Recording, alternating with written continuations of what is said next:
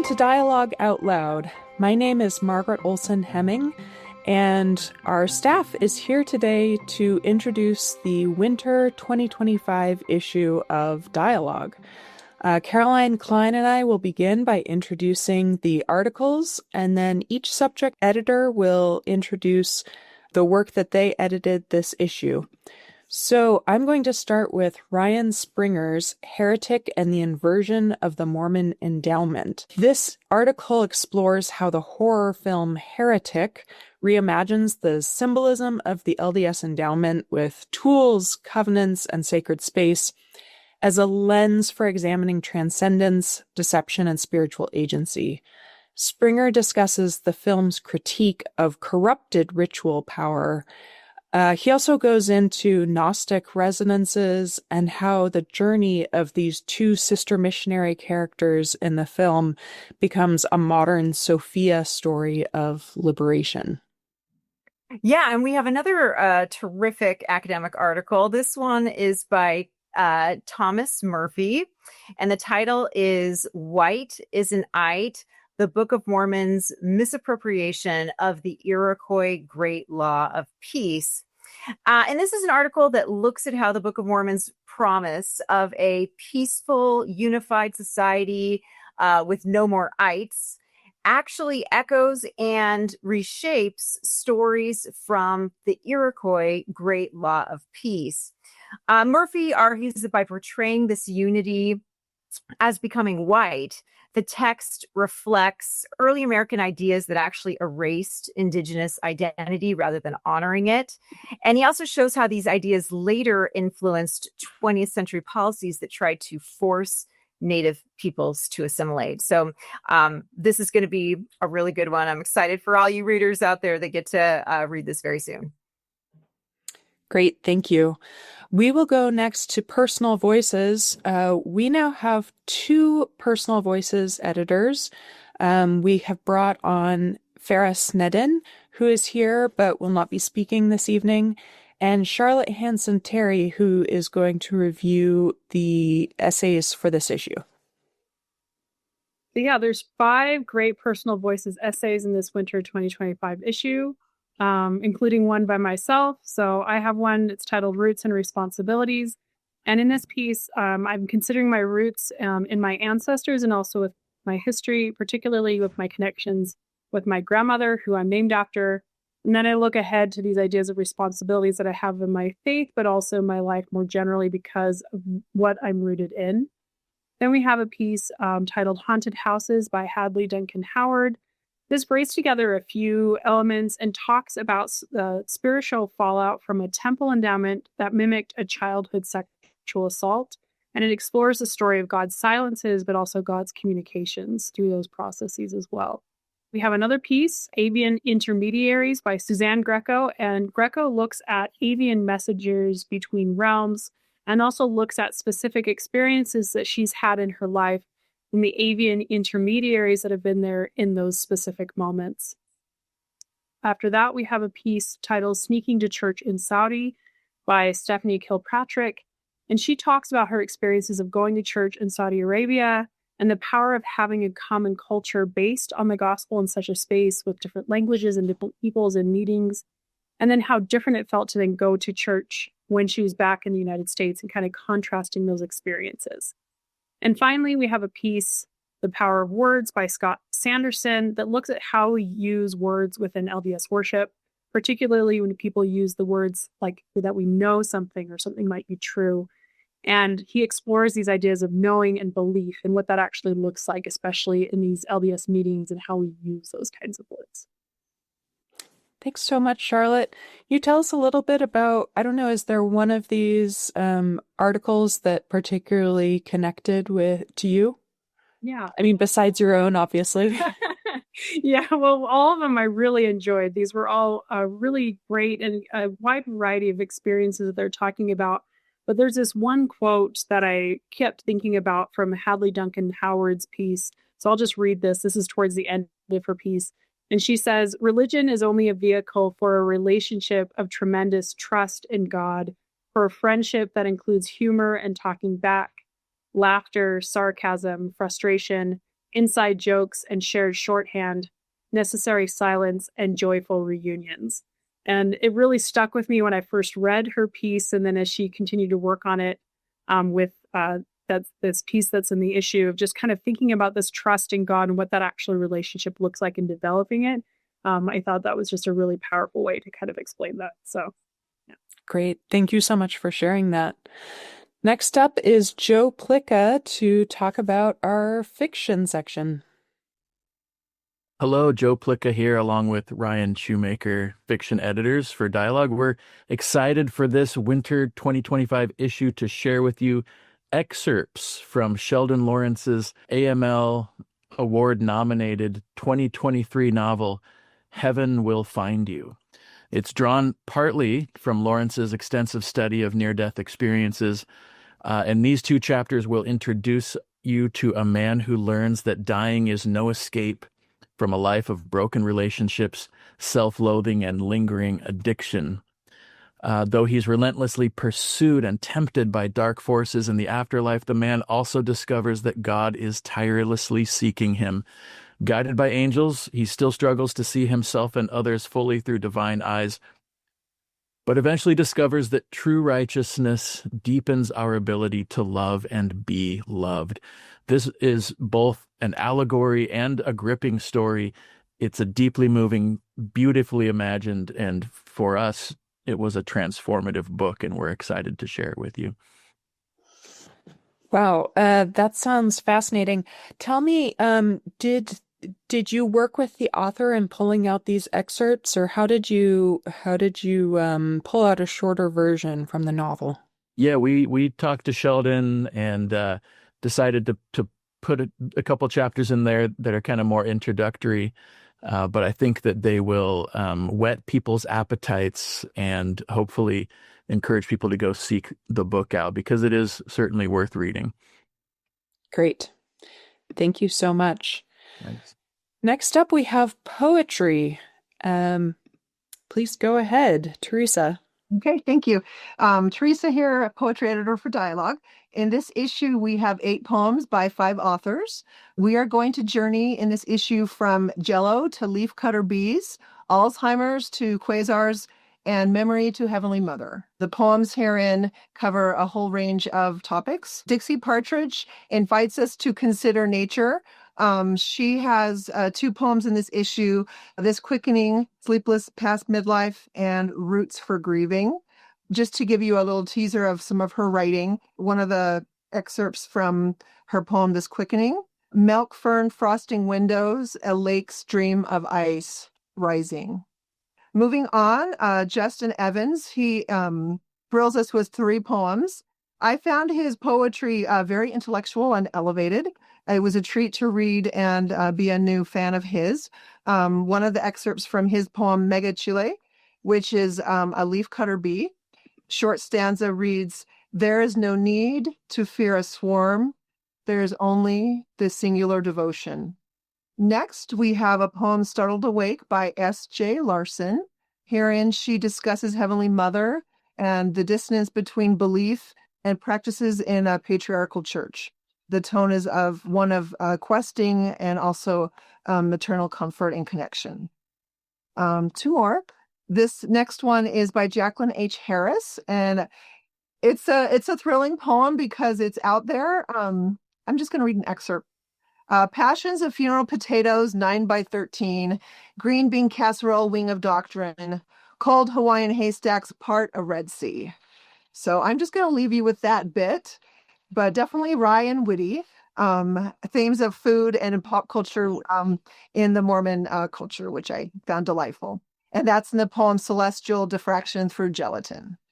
And then last of all, I do want to make sure we highlight the Uruguayan poet Gabriel Gonzalez Nunez. We are thrilled that his poem by The Bonfire's Light, originally in Spanish with his English translation, the themes are what happens when we have loved ones here on earth and we pass away. And I'd like to just leave you then now with the bit of his voice. When my children grow up and I am long gone, theirs will be the knowledge of the old stories, and they will carry with them the echo of my voice. Thank you. Oh, wonderful. Thank you so much, Teresa. Thank you for sharing those excerpts from these poems. Nicholas Shrum isn't here tonight, but he will record his part later, so you'll hear it at the end of this podcast. Andrew Hall is here to talk about our fiction book reviews. Okay. So we have two reviews of 4 books by some of our great authors from the LDS tradition. One is a review of Mary Clyde's novel, Journeys from a Desert Road. Mary's first book, the 1999 short story collection, Survival Rates, was the winner of the Flannery O'Connor Award, a very prestigious national award for short fiction, and the AML Short Fiction Award that year. And I was a great fan of her collection, and I've been waiting over 25 years for her next book. And her second book was finally published recently, this novel, Journeys from a Desert Road, published by Signature Books. And it's reviewed here by Tamara Pace Thompson, an instructor at Utah Valley University, whose short fiction has recently been published in Dialogue. And the review talks about, the novel has 2 parallel narratives. One is the narrative of family, of a man named Jack Wilson, who is recovering from a car accident that's left him with a serious brain injury. And the other is a story going on in the brain of the unconscious Jack, where he's dealing with the aftermath. He imagines dealing with the aftermath of a nuclear bomb and his family's journey to safety through the Arizona desert. So these 2 narratives, these 2 journeys complement one another, the one allows us to see his inner thoughts, and the other about what's going on with his family. The family comes from Mormon heritage, and that heritage plays an important role in the lives of the characters.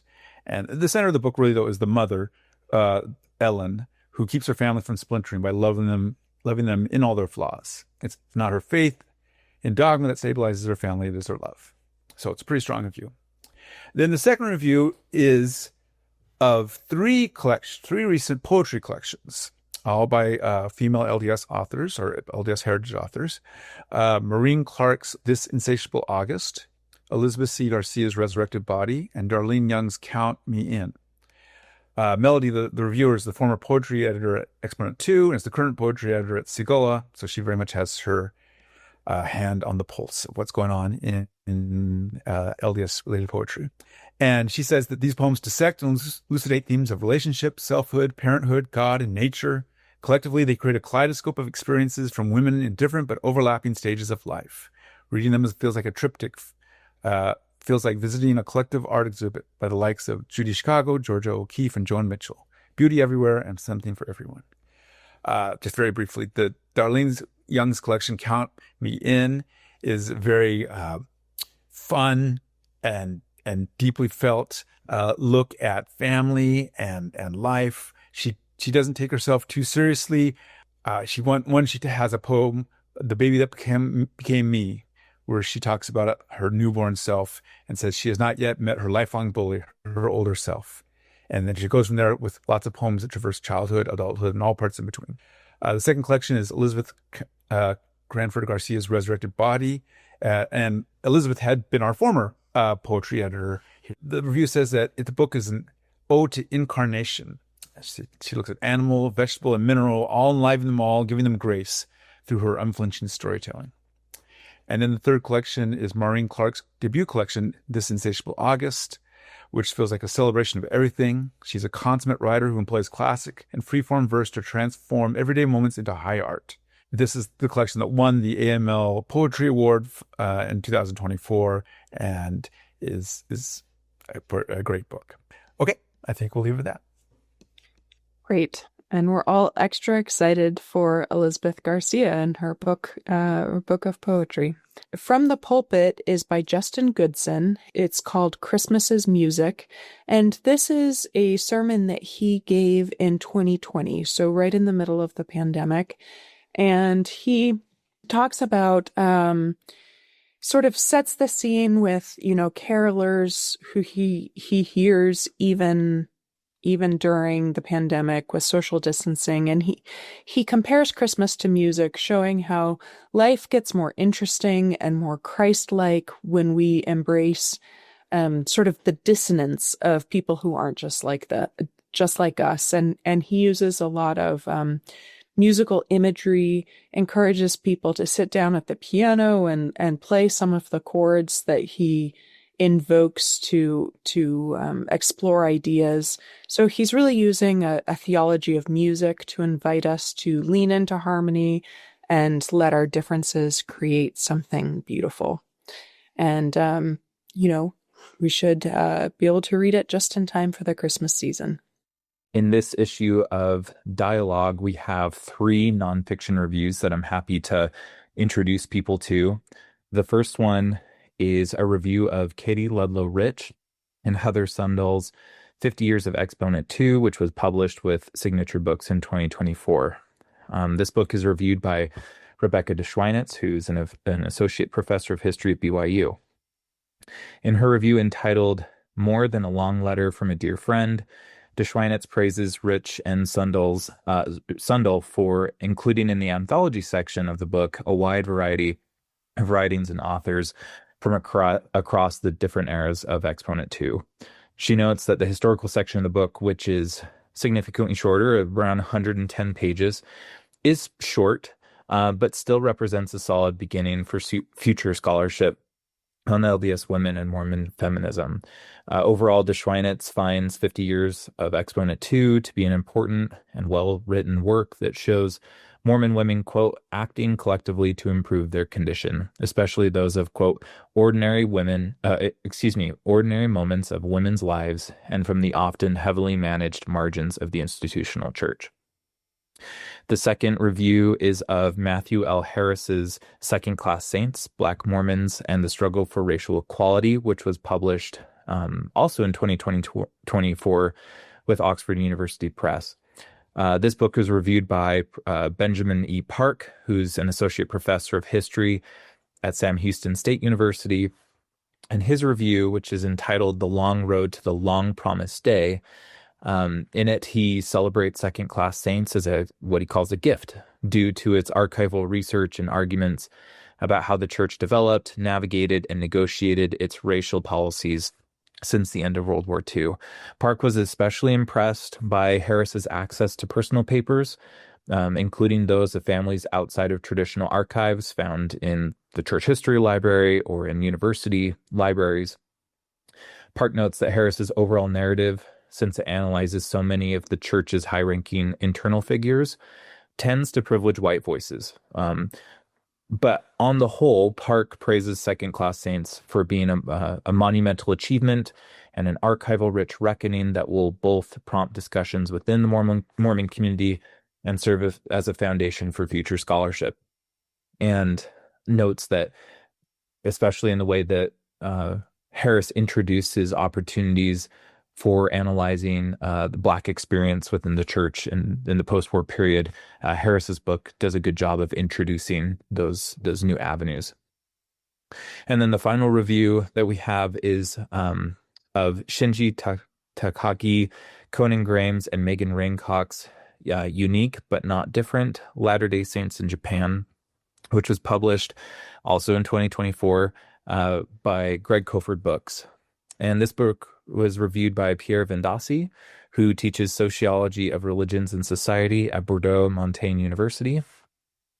And Vendasi's review is entitled Japanese Latter-day Saints and Personal Acculturation. And in it, they assess what they consider this book to be as an important sociological study, which is in line with recent trends in global Mormon studies, especially what Vendasi calls, quote, the various experiences of those who may be considered in one way or another on the periphery or margin of the church. Vendasi notes that the book's primary contribution is in, quote, understanding how Japanese Latter-day Saints embrace and live out their faith and mobilize their Mormon identity in a Japanese society that gives little credence to such a marginal identity. And overall, Vendasi finds Unique But Not Different to be a perfect complement to the field of global Mormon studies, especially Mormonism in Asia. So that's a quick little overview of the reviews that we have coming out in the next issue of Dialogue. Thank you for listening. Find articles on dialoguejournal.com and sign up for the newsletter to stay informed of upcoming events. You can listen to all articles on the Dialogue audio podcast feed. Dialogue Out Loud is produced and edited by Daniel Foster Smith, and our social media manager is Emily Jensen.